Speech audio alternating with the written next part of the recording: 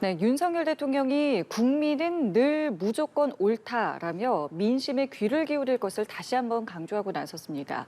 여당 지도부와는 이틀 연속 만남의 자리를 갖기도 했습니다. 예, 이종석 헌법재판소장 후보자 지명을 둘러싼 여야의 공방도 치열합니다. 오늘 정치권 이슈들 두 분과 이야기 나눠보겠습니다. 신지호 전 의원, 신경민 전 의원 자리하셨습니다. 어서 오십시오. 안녕하십니까. 예, 안녕하십니까. 네, 윤석열 대통령이 참모진 회의에서 국민은 무조건 옳다라는 메시지를 내놨습니다. 선거 이후에요, 변화, 소통, 통합, 그리고 이번에는 국민은 무조건 옳다. 이런 어떤 메시지의 흐름들 지금 어떻게 보고 계십니까? 근데 뭐 정치학에서 오랜 그 동서고금을 막론하고요. 실제 그 통치자 또는 이제 나라의 그 어떤 책임자가 어떤 일을 어떻게 하는가도 중요하지만 그게 국민들에게 어떻게 비추어지는가 이게 정치학에서는 훨씬 더 중요하다고 평가를 합니다. 왜냐하면 어떻게 비추어지는가에 따라서 여론이 형성되고 네. 이렇게 되는 거 아니겠습니까? 근데 그 윤석열 대통령에 대해서는 보수층 내부에서도 국정 운영의 방향 이런 데는 대체적으로 다 동감하고 그런데 약간 국정 운영하는 스타일에서는 이제 검사 출신, 강골 검사 출신에다가 이제 좀 덩치도 이제 뭐 좀 이러시고 그러니까 좀 약간 좀 그 일방통행 아니냐 이런 좀 지적이 있어 왔습니다. 그래서 이제 이렇게 그 강서구청장 보궐선거에서는 회초리를 한 대 맞은 거 아니겠습니까? 이럴 때는 이제 낮은 자세로 겸허하게 하는 그런 모습이 필요합니다. 그래서 이제 민심은 천지입니다. 이 얘기를 이제 대통령이 다시 한번 한 거다 이렇게 보여집니다. 국민의힘 지도부와도 만찬하고 그 이후에 또 바로 만났잖아요. 네. 이거는 어떤 이유라고 보세요? 그래서 지금 뭐 이제 국민의힘 내에서 이제 김기현 2기 체제가 출발을 했죠. 아직 뭐 임명하지 못한 뭐 몇몇 있고 이제 개문발차를 한 셈인데 네. 그런데 그거 갖고 되겠느냐? 뭐 이런 또 목소리도 있고 그래서 대통령으로서는 하여간 김기현 2기 체제에 좀 힘을 실어줄 필요는 있지 않겠느냐. 그러니까 지금 김기현 체제를 어떻게 흔드는 것이 무슨 다른 대안도 없는 상황에서는 좀 위험한 거 아니냐. 뭐 이런 그 어떤 그 정치적 고려도 일정 정도 있어 보이고요. 그다음에 이제까지 그 당정 관계가 용산에 의한 또 그 일방통행 아니냐 이런 또 야권에서는 비판이 있는 거 아니겠습니까? 그러니까 이게 꼭 그런 거 아니다. 그래서 이제 당 쪽에서 최소 주 1회 당정 협의하자라는 거를 당 쪽에서 먼저 제안하고 대통령이 수용하고 그래서 이제 이른바 이제 수평적 당정 관계로 좀 재조정하기 위한 네. 그런 지금 그 회동의 성격이 있다 이렇게 보여집니다. 선거 이후에 보여지고 있는 어떤 메시지라던가 행보들을 보셨을 때 어떤 변화가 이제 있을 수 있을 것이다. 뭐 이렇게 좀 생각을 하셨습니까? 일단 뭐 말은 그렇게 가는 거죠. 근데 지금 말만 나온 거 아니겠어요?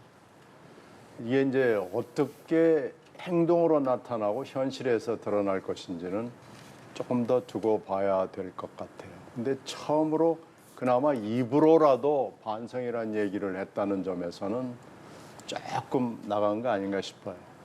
근데 대통령이 지금 갑자기 출마 선언을 해가지고 경선 거쳐서 대선을 치르고 대통령이 됐거든요. 그 기간이 뭐 불과 얼마 되지 않는데요.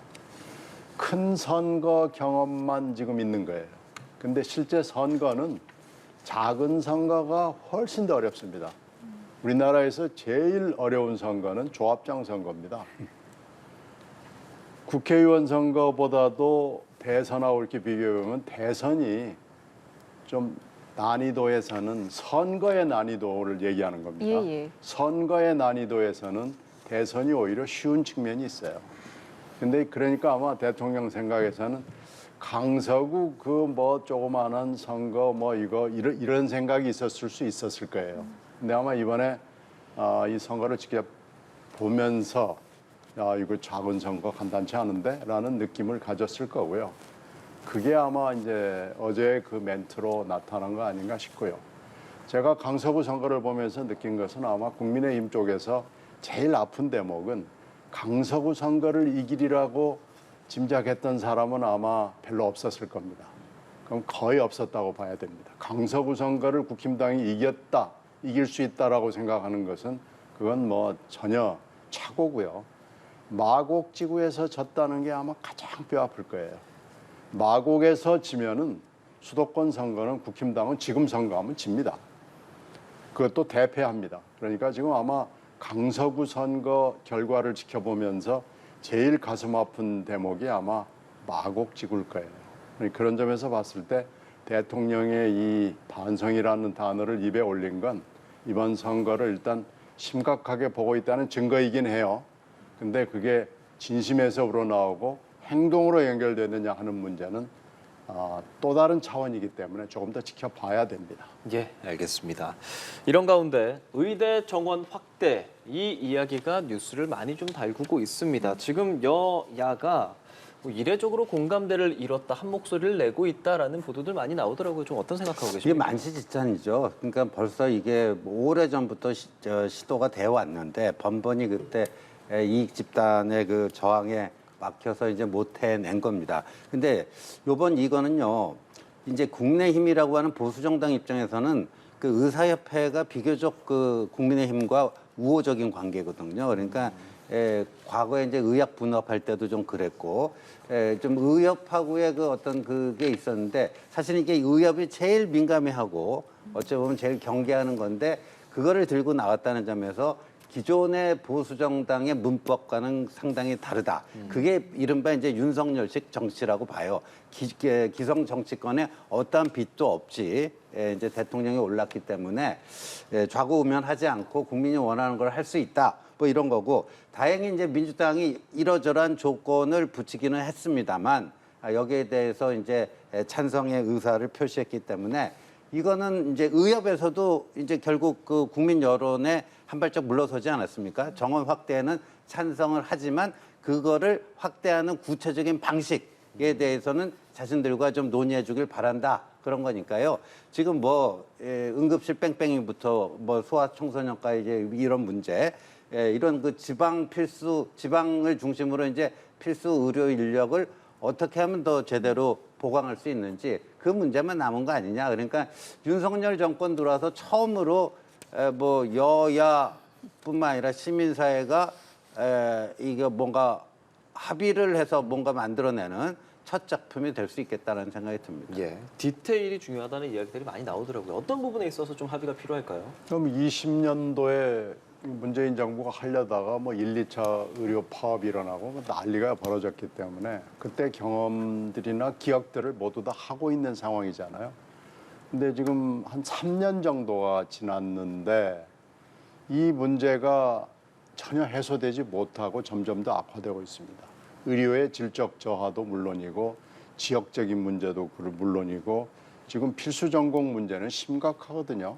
점점 연년새새 심각하다는 것이 눈앞에 보여지고 소아과 폐업하는 문제, 그리고 수술을 할 수가 지금 없는 상황으로 점점 가고 있고요. 또 하나는 공공의료 문제입니다. 그래서 이 세 가지 문제, 필수 전공 문제, 지역의 문제, 그리고 공공의료의 문제를 풀 수 있는 방법은 일단은 증원을 해놓고 그 다음에 이제 질적 전환은 하여튼 함께 또 도모해야 될 큰 숙제가 남아 있는 것이 분명하기 때문에요. 이번에는 이 전문 직종에서 반대하기가 그렇게 쉬워 보이지가 않고요. 더군다나 여야가 지금 거의 한 목소리로 약간의 조건은 달고 있습니다만은 큰 틀에서는 문제가 거의 없어 보이기 때문에 아무리 지금 총선이 앞에 있고 전문 직역의 반대가 물론 선거의 장애 요인이 될 수도 있다라는 우려가 있습니다만 그러나 큰 틀에서는 저는 갈 수 있다고 보고 가야 된다고 봅니다. 동의하세요? 이번엔 좀 조율이 충분히 좀 가능할 수 있다고 보세요? 예, 가능할 수 있다고 보는데 이제 민주당에서 조금 더 이거를 좀 진지하게 좀 접근해 줬으면 좋겠어요. 어제 또 대통령실 앞에서 민주당 그 호남권 의원들이 막 삭발식을 하고 그랬는데 지금 삭발할 때입니까?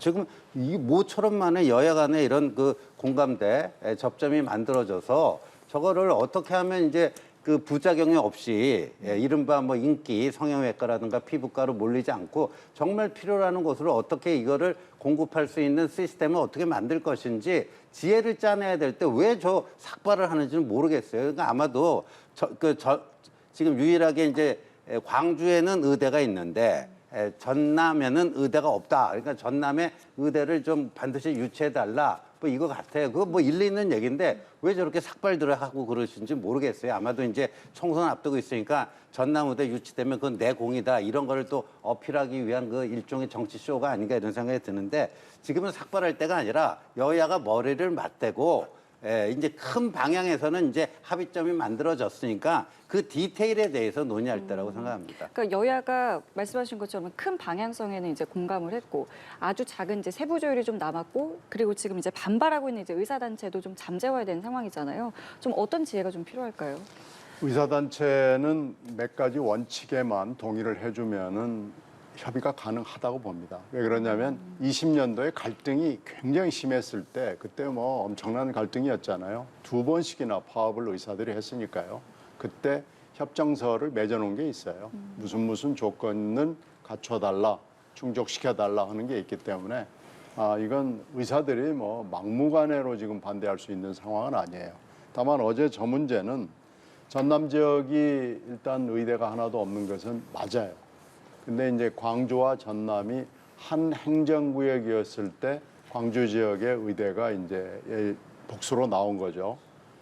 그런데 이제 전남을 대표하는 목포와 순천이 각각의 국립대학이 있고 이게 굉장히 둘 다 큰 대학이고 지역세도 비등한데 지금 만약에 전남에 하나가 간다 그러면은 이 두 지역의 갈등이 간단치가 않습니다. 지금 그 갈등의 표출인데요. 이건 뭐 어떻게든지 뭐 갈등을 해소할 수 있는 문제고 그러기 때문에 저는 그 대목은 글쎄요, 지역에서는 굉장히 큰 문제로 생각하고 있기 때문에 제가 그 갈등을 너무 잘 알고 있어서 뭐라고 말씀드릴 수는 없습니다만은 어떻게든지 이 문제는 해결해야 되고 할 수 있을 걸로 봅니다. 예, 조금 더 지켜봐야 할 것 같습니다. 윤석열 대통령이 신임 헌법재판소장 후보자 이종석 헌법재판관 지명했습니다. 좀 어떤 인사라고 보셨어요? 저는 뭐 이렇게 갈 거라고 많은 또 언론에서 예측을 하고 예측한 대로 이렇게 된 건데 헌법재판소장은 헌법재판관 중에 대통령이 이제 임명하게 돼 있습니다. 그러니까 지금 헌법재판관 9명 중에서 근데 이제 이미 이제 그 다음 달 그 퇴임이 예정돼 있는 유남석 현재 헌법재판소장 제외하고 8명의 헌법재판관 중에 골라야 되는 거니까 아무래도 이제 그 진보 정권이 들어오면 진보적인 성향의 헌법재판관을 고르고 또 보수 정권에서는 그렇게 되는데 이제 이종석 그 재판관이 이전부터 그런 점에서 계속 그 하마평에 올랐던 거고 근데 민주당에서는 뭐 대통령과 서울법대 뭐 7구학번 동기다. 이번엔 뭐 또 친구를 데리고 왔느냐 이런 식의 얘기를 하는데 저분이 헌법재판관이 된 게 윤석열 대통령하고 아무 상관이 없습니다. 그러니까 모처럼 의대 정원 이렇게 좀 합의를 했으면은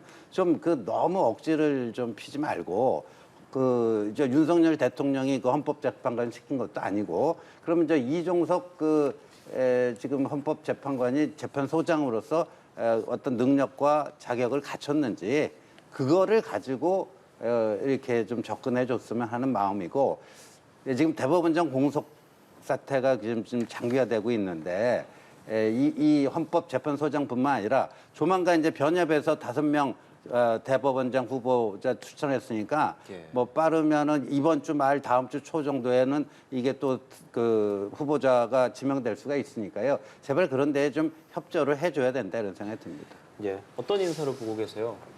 뭐 이건 예상을 했던 인사기 때문에 이건 뭐 일단 그 국회의 그 절차를 소정 절차를 거쳐야 되는데 이균영 지금 대법원장 후보자를 부결시킨 마당에 좀 부담이 되죠. 솔직히 이게 부담이 될 수밖에 없는 건데요. 근데 문제는 헌법재판관 또 특히 소장 이런 분들은 보수나 진보에 이렇게 지나친 분보다는 중도적인 중도 보수나 중도 진보 쪽에 오는 분이 맞아요. 재판관은 물론이고 현재 소장도 마찬가지입니다. 근데 이분은 쭉 지난 몇 년 동안 지금 굉장히 오랫동안 헌법재판관에 근무를 했기 때문에 여러 가지 그 결정에 대해서 다 기록이 나와 있는데 좀 치우친 분입니다. 보수 쪽. 그리고 특히 지금 헌법재판관들이 임기가 올해 내년 내후년 해가지고 거의 다 끝납니다. 두 분을 제외하고. 그러니까 헌법재판소를 도대체 어떻게 운영해야 되는가라는 생각을 정치권이 해야 돼요. 특히 임명권을 가지고 있는 대통령과 대통령실은 헌법재판관의 앞으로의 모습에 대해서 깊이 고민을 해야 됩니다. 그런데 이렇게 치우친 보수라는 분을 소장으로 일단 지명을 하고요. 11개월 후에 뭐 자녀 임기 한 다음에 그때는 다시 소장 임기를 할지 안 할지 보자 그러는데 그건 말이 그렇다는 얘기고 이렇게 되면은 계속 간다는 얘기로 들리거든요. 그러면은 앞으로 헌법재판소가 국민의 여망이나 기대와 소망과 달리 아주 치우친 보수로 갈 경우에 국민 생활에 미치는 영향은 대법원과 함께 굉장히 중요한 일들을 결정을 하게 될 텐데 좀 걱정이 앞서요. 그래서 일단 청문회를 지켜봐야 됩니다. 이균영 대법원장 후보자도 처음에는 뭐 그렇게 나빠 보이지 않았거든요. 근데 이제 하다가 보니까 이분은 국민 눈높이에선 도저히 대법원장이 될 수 없는 분이다라는 걸로 결론이 나서 민주당도 뭐 흔들고 싶어서 그러는 게 아니고 이분은 안 된다라는 여론이 너무나 높아진 거거든요. 그래서 부결이 된 건데 이분도 일단 청문회를 좀 지켜보도록 하겠습니다. 근데 치우쳤다 뭐 이런 거는 이제 민주당 쪽 시각에서 보면 치우쳐 보이겠죠. 근데 거꾸로 이제 이 보수 쪽 입장에서 보면 과거 문재인 정권 때의 대법관 인사라든가 헌법재판관 인사 아주 치우친 인사거든요. 예, 그래서 그냥 치우쳤다. 본인들이 세상의 중심이 아니잖아요. 그러니까 제발 그런 식의 표현들은 굉장히 오만한 표현이 될 수가 있습니다. 헌법재판관, 재판소장 하면요. 헌법 가치에 충실한지 아닌지 그걸 가지고 구체적으로 이종석 후보자가 이제까지 낸 판례 중에 어떠한 부분이 좀 우려스럽다든가 이렇게 얘기하지 마치 본인들이 세상의 중심인 양 너는 왜 이렇게 편향돼 있어. 이건 굉장히 오만한 접근법이고 그리고 이제 이균영 후보자 지난번에 이제 낙마시킨 것도요. 물론 이제 이균영 후보자의 여러 가지 이제 흠결 뭐 이런 것들을 명분으로 삼았는데 과거 이제 문재인 정권 때 임명된 인사들은 그거보다 더한 인사들도 이제 임명 강행을 했거든요. 그래서 저는 이제 이균영 대법원장 후보자 낙마까지는 국민들이 좀 인내해 줄 수 있는 그 수준이라고 보는데 이제 다음번 또 대법원장 후보자까지 뭐 이제 민주당이 시비를 걸어서 이제 낙마를 시키게 되면은 이거는 이제 이재명 방탄 법원을 만들기 위한 아주 정략적인 이제 사법부 인사까지도 이런 식으로 소위 회방을 놓는구나 하는 그 비판에 직면할 거라고 봅니다. 그럼 지금까지 상황으로 봤을 때 임명 동의는 좀 어떻게 좀 그래도 좀 수월하게 갈 수 있다고 보죠. 한 차례 이미 청문회를 했기 때문에요. 예. 저는 아마도 이제 이종석 재판관은 이제 민주당 입장에서는 속이 좀 불편하겠지만 이거를 부결시키기는 좀 어려울 거라고 봐요. 왜냐하면 이종석 헌법재판소장을 부결시켜버리면 다음번 또 대법원장 그러니까 연속 두 번 그러니까 양대 사법기관의 수장을 다 공석인 상태로 이 제1야당이 사실상 이게 의회 폭거를 했다 이런 식의 이제 그게 될 수가 있고 그 다음에 이제 야당 입장에서 보면 민주당 입장 특히 이재명 대표 입장에서 보면 헌법재판소장도 중요하지만 대법원장이 훨씬 중요하잖아요. 본인 사법 리스크 생각하면은 그러니까 여기서 낙마시키면 3번 연속 낙마시키기가 힘들어집니다. 그러니까 다음번 대법원장에 대해서 이렇게 저렇게 저울질을 할 수 있는 그 여지를 남겨두기 위해서라도 이번 건은 그냥 속은 불편하겠지만 통과시키는 쪽으로 가지 않을까 생각됩니다. 그러니까 그건 지금 신 의원의 그 정치적인 해석이고요. 이분도 개인적인 문제 내지는 지금 헌재 재판관으로서의 결정 부분을 제가 말씀을 드렸는데 이게 아마 청문회 과정에서 다 날 겁니다. 이 결정에 대해서 어떤 자세, 어떤 논리를 가지고 있었느냐라는 게 하나하나 드러날 거고요. 굉장히 많은 사건들이 아마 청문회 과정에서 나올 거예요. 그 사건에 대한 이분의 태도, 이분의 편결을 한번 들어볼 필요가 있고요. 그래서 국민의 눈높이에서 도저히 이분은 안 되겠다 그러면 뭐 정치적으로는 부담이 되죠. 그러나 뭐 어쩔 수 없는 상황이 될 수도 있고 이건 저는 장담할 수는 없고 일단 청문회를 지켜보는 것 외에는 뭐 지금으로서는 뚜렷한 전망이 없다고 봅니다. 알겠습니다. 자, 그리고 민주당 이재명 대표의 배우자 김혜경 씨의 경기도 법인카드 유용 의혹을 제보했던 공익신고자가 국회에서 처음으로 얼굴을 공개하고 기자회견을 열었습니다. 당초 오늘로 예정됐던 정무위 국감에 참고인으로 출석하려던 일정이 무산되면서 어제 기자회견을 했는데요. 어떤 이야기들이 나왔는지 직접 들어보시죠. 이재명 대표님이 이루고자 하는 세상은 도대체 어떤 세상입니까? 국민의 피와 땀이 묻어있는 혈세를 죄책감 없이 자신의 돈인 것처럼 사적으로 유용하고 절대 권력자로서 국민의 세금으로 공무를 수행하게 되어 있는 공무원을 하인처럼 보내보니 국민의 고충을 헤아리며 어루만져주고 민생을 생각하는 정치인이라 할 수 있겠습니까? 무엇이 두려워 제가 국정감사 참고인으로 나가는 것을 기필코 뒤엎어 무산시키는 것입니까? 거짓말보다 바른 말이 편하다는 이재명 대표님께 이제는 진실을 말해 진정 편해지시기를 바랍니다. 네, 원래는 오늘 이제 예정된 국감에 참고인 자격으로 출석을 하려고 했는데 이제 그게 무산되면서 어제 기자회견을 하면서 본인의 얼굴과 목소리를 이제 처음으로 공개를 한 건데요. 내용을 먼저 어떻게 들으셨는지 듣겠습니다. 지금 정무위 간사가 아마 착오를 일으켜가지고 이걸 동의를 해줬다가 또 이 동의를 뒤집어 엎고는 과정에서 문제가 더 커 보이게 됐어요. 뭐 하여튼 그런데 참고인으로 나오겠다고 국힘당 쪽에서 계속 그 고집을 부리면은 사실 막기는 쉽지 않죠. 그리고 만약에 부결을 해서 막았다고 하더라도 이런 식으로 내 이름하고 얼굴 다 드러내놓고 기자회견 하겠다. 그러면 이것도 방법이 없습니다. 그런 점에서 봤을 때는 민주당으로서는 할 수 있는 일이 사실은 별로 없습니다. 근데 이제 참고인으로 동의를 했다가 그걸 다시 부결을 하는 뒤집어 엎는 모양까지 갖췄다는 건 이것은 이제 할 말이 없는 거죠. 그래서 이 분에 대해서는 막을 수는 없다고 저는 봐요. 이미 못 막아요. 그 행안위가 지금 26일로 이것도 참고인으로 지금 되는 것 같은데 이것도 막을 수는 있을 거예요. 그러나 또 기자회견을 하면은 이것도 못 막는다고 봅니다. 따라서 지금으로서는 민주당으로서는 지금 굉장히 곤혹스러운 입장이고요.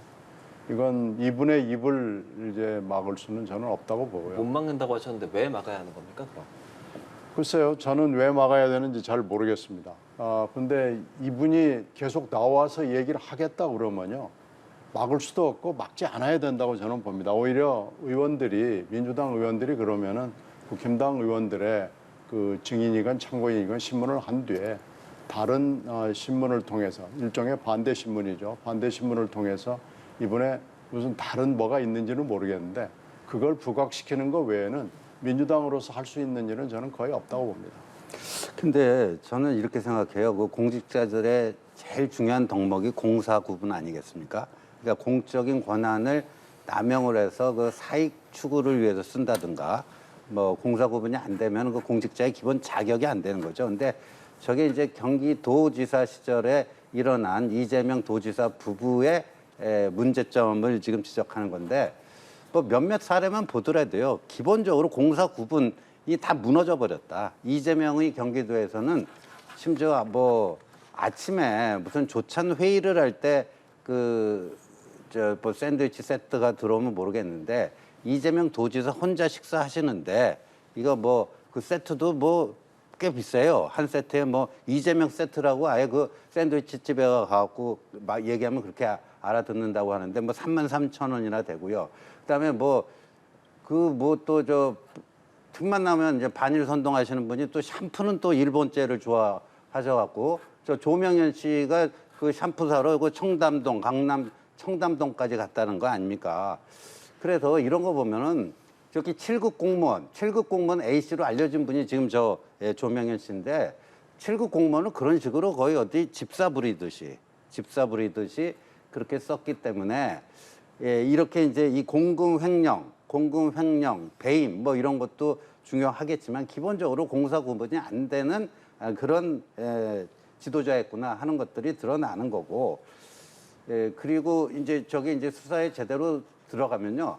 뭐 김의겸 의원은 뭐 어제 아침에 어디 라디오에 나와서 뭐 백현동 배임죄가 800억 웃기고 뭐 대장돈 400 몇십 원인데 꼴랑 뭐 몇 푼 되지도 않는 것 같고 뭐 그러냐 저건 별거 아니다 생각하는데 아예 저기 뭐 무슨 그 신경 마비가 된 것 같아요. 어떤 그 이런 그 도덕성 이런 것들을 보고 이것도 참 이 간단한 문제 아니네. 경각심을 가져야 되는데 그거에 비하면 아무것도 아니네. 거의 지금 민주당 그런 그 이재명을 어떻게든지 지키기 위해서 그 기본적인 도덕 감각마저도 마비돼 버린 게 아닌가 이런 생각이 듭니다. 내용적인 측면에서는 어떻게 들으셨어요?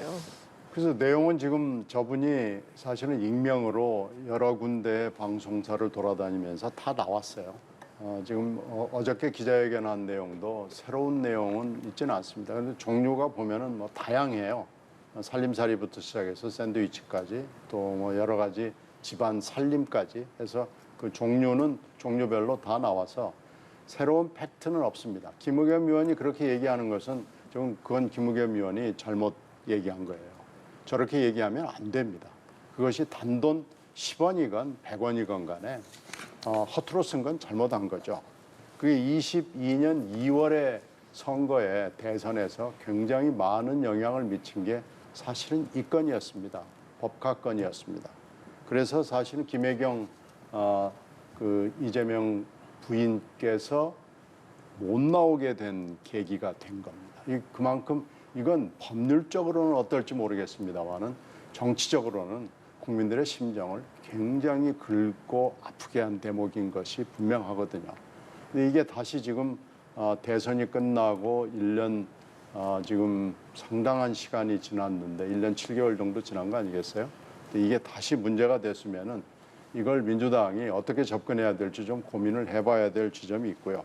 저는 여기서 더 주목되는 지점이 김동연 지사입니다. 이 제보자 이 조 7급 이분도 이분이지만은 김동연 지사가 행안위 국정감사에서 여당 의원의 질문에 대해서 100건, 최대 100건, 최소 60건 이상이라고 얘기를 한 겁니다.